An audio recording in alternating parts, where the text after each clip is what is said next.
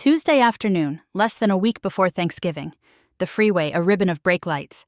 I was crawling home from work when my phone lit up. Mom, Lydia. I tapped speaker, kept my hands on the wheel. Nora, is that you? Her voice came in too bright. Yeah, Mom. What's up? A shuffle. Behind it, my cousin Caleb's stagey baritone. Tell her, Aunt Lydia. And hey, folks, smash that like button and drop your city in the comments. My stomach pinched. That tone always preceded a stunt. Mom returned, voice sharpened. Your father and I discussed it. You're banned from Thanksgiving until you apologize to Caleb. The word landed like a stamp.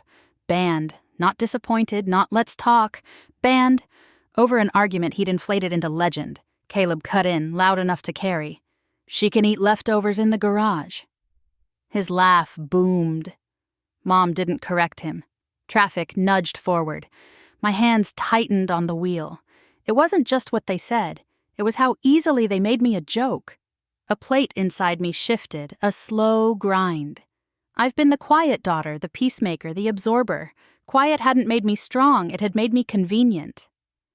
Okay, Mom, I said, voice flat. I'll think about it. I ended the call. The car filled with the echo, leftovers in the garage.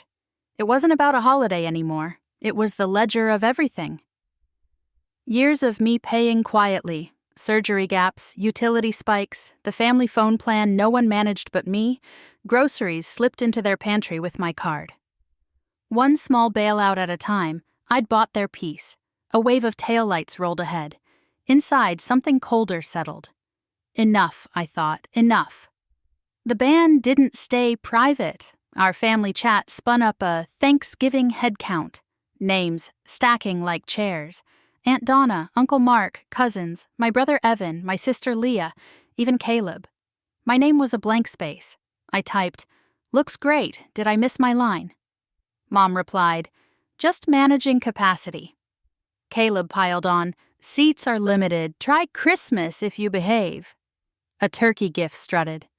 I set the phone down and felt the quiet go hard. On the day, my apartment held its breath. No pie to deliver, no timer beeping.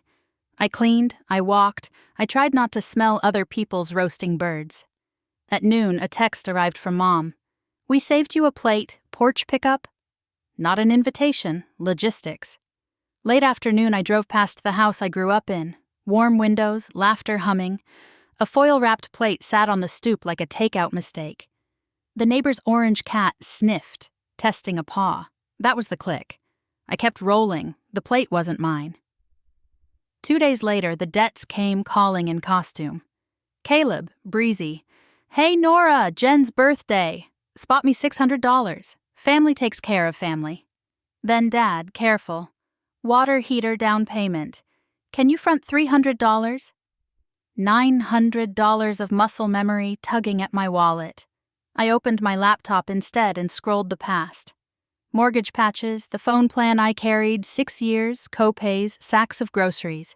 A decade of yes. I called Mara Green, mentor, razor-eyed, kind. I told her everything. She said, "Quantify it, build an exit." That night, I bought a binder, sleeves, highlighters.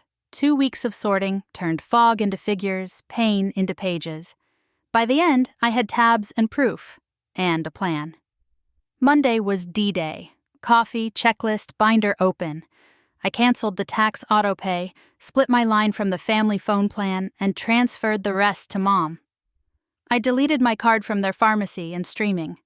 Click by click, I became a ghost. By Thursday, messages stacked. Leah, "Netflix wants a card?"